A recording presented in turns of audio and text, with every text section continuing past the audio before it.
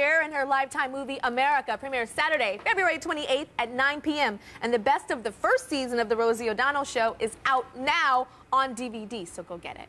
So do you miss doing your talk show? I do miss it, and I miss the crew and the cast, you know, it's not really a cast, I guess, but the staff. You were the cast. I guess. But, you know, when I see, like, John, your executive producer, and Kenny, our cameraman, every time I do a daytime show, I'm like, oh, there's my people. Yeah. I miss the people and knowing, like, they have babies and they get married, and that's what I miss, because there's a great sort of like camaraderie. Right, there's a family feeling. Now, tell me about how you looked on your first show. Like, we're going to take a look at that. Oh, great. There I am. Look at me with the orange hair. What was I thinking? I know. I actually like that, though. You know, I'm doing blazers this season. Actually, are you? Yes, inspired by you, Rosie. Really? I'm a fashion trendsetter? Who knew? Yes, you are. Well, you know what's so funny? When I did the show, the only thing that I never pay attention to is my clothes and my makeup and hair, like how I look, which is your business. You know, you're good at that. You have the girl gene. You know, I'm missing that gene in some way. And we were working on the show, and they said, we need a fitting to get your clothes. I'm like, listen, you get me one suit, and you have it made in every color. And now I look back and go, boy, that was bad. But at the time, I didn't think it, you know. I hate fittings like, oh, my God, my stylist is up. Oh, I cannot stand them. We made this, like, this bust of me so like they can fit on that, but then I lose weight and gain weight, so that doesn't work. Oh God, I hate a fitting just like you, honey. I understand. Well, that is good to know, because I have this illusion that all of you girly, gorgeous model girls love it. You know? Hell no. Oh no, it's like my worst thing: hair, makeup, and clothes. I'm like, ugh. If I could wear sweats every day and just a bandana, I'd be happy. You know? Tell me how you felt when you, like, right before you walked out on the stage of that very first show. Were you nervous? Were you, you know, what were you feeling? From doing so many years of stand-up, I started doing stand-up when I was like 16 years old. So by the time I did that show, I was 35. I had almost 20 years experience in front of a live audience. That's a lot to fall back on. So I was a little bit nervous, but I played to the crowd. We had a crowd about this size, 177 seats, and it was like being in a comedy club. So I sort of just played to the crowd here, and then, you know, not really realizing it was going to millions of homes. Yeah, I forget that all the time. Yes, I did too. I think I'm just talking to y'all. Right, just whatever, say whatever you... Right. And then, you know, my life sort of changed dramatically in a week. You know, it was like I went from sort of being known and doing movies to where I would be in the mall and people would go, is that Rosie O'Donnell? You know, to being in the mall like, Rosie! You know, I was like, hey, why are you screaming? You know? And I remember being at a restaurant with some friends who were all big famous movie stars, and, you know, people would come over to me and tap me and go, can you believe you're having dinner with Tom Hanks? And I'm like, I know, it's hard to believe. Get the hell out of here. You know, I'm like the easy pass. You know, people think, oh, there's Rosie, I'll get in there, you know. Who's the most famous person in your cell phone? Madonna. Madonna? She's the most famous person, period, I think. She is, right? You guys hang out and stuff?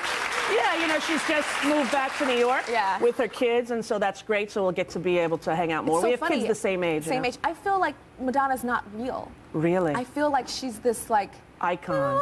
Yeah. I feel like she doesn't go to the bathroom. She does. I feel like she goes to the bathroom. I've seen her poop, not in the bathroom, but she's gone into the bathroom.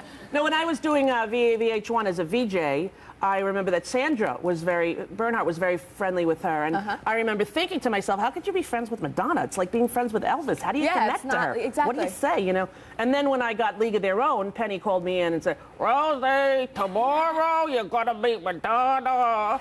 If she likes you, she'll do the movie, try to be funny. And then I had diarrhea all night because I thought, oh God, how do you connect to her? But I had just seen Truth or Dare, and I love that movie. I did too. And she was the first woman that I met who had a similar situation to me. My mom died when I was a kid, as did hers, and I'm named after my mother, as is she. Wow. And so I don't know anyone else who's gone to their mother's grave and seen their own name. Oh, Rosie, you just gave me goosebumps. Yes, just now. so when I watched that movie, which was 2 days before Penny had said that to me, when she walked in, I said, listen, I saw your movie, and my mom died, I'm named after her, and I totally get it. And right away, we were like sisters, you know? And so she's great, and she's a lot like a big sister that, you know, when I started having my hormone things, I'm like, what the hell is going on, Send? You know? And then she's like, get the cream, Send, you know? And does she talk like that talk that she does in public to you? Does she say, Rosie, come over the house and our children can have a play date? No, that sounds like Eartha Kitt right there. Catwoman, perfect. No, she doesn't really, you know? I think that when you're in the public eye to the level that she is, like that kind of stardom is like once a decade or once a generation. Yeah, it is. I think that it was interesting for me to do my first film with her because I got a taste of what it was like. It was almost like, you know, God saying, if you are successful, this is what will happen, and get ready, because, you know, I'd be in the elevator with her. We were doing that movie. She had black hair for the movie, and people would say right to her face, you know, I like your hair better blonde. Yeah. And I would be like, what the hell's going on? How dare you? You know? How dare you? What's the rudest thing somebody has said to you in public? Somebody has said to me, I don't want to insult you, but you look like Rosie O'Donnell. No. I'm like, that's a double insult because of her! Now, one of your trademarks on your show, you actually were like the godmama of giving away free things to the audience. Yeah. Like a lot of people don't know that you're the one that started that. How did that come to be? Because well, you know, I think and then they're like, yeah, she did that.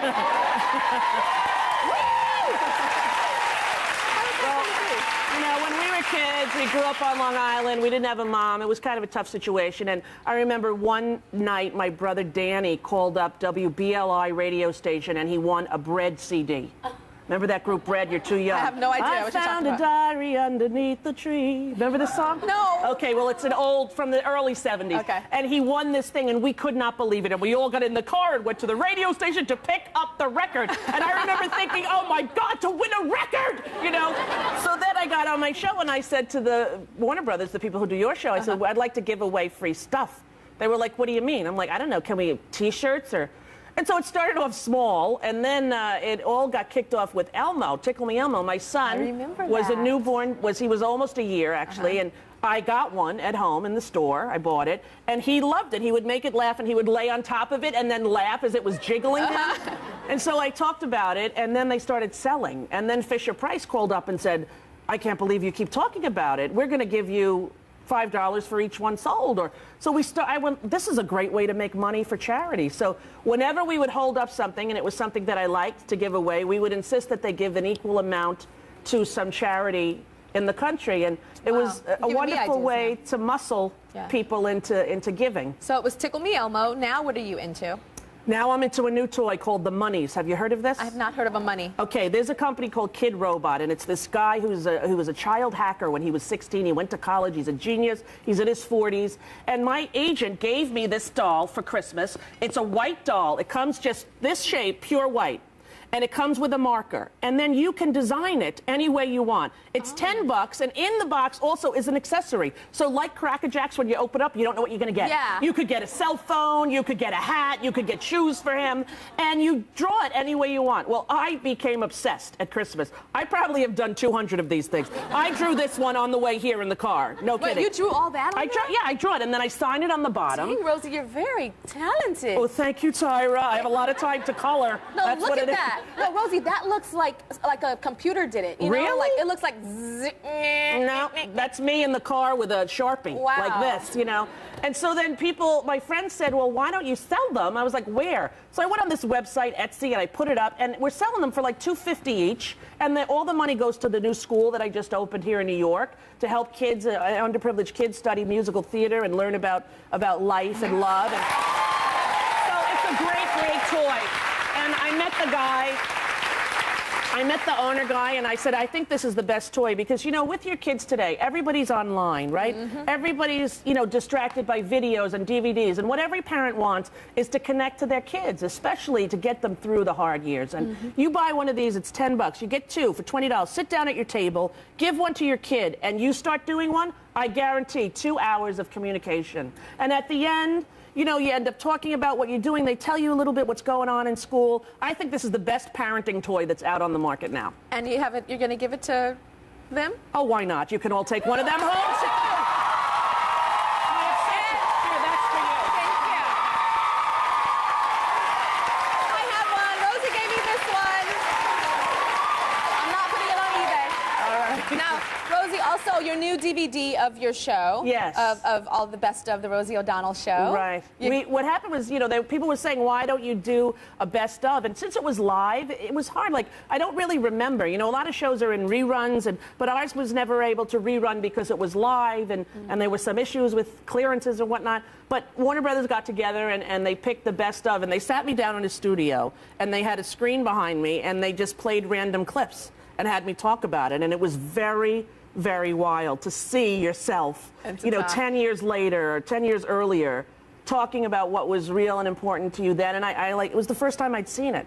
Because you have to remember, a live show, that you never get to watch it. I did it, and then it was gone, and it never repeated. So a lot of them I had never seen. I've never seen. Yeah. And you have something special for the audience as well with Oh, that. we have one of those, too, for you. There you go.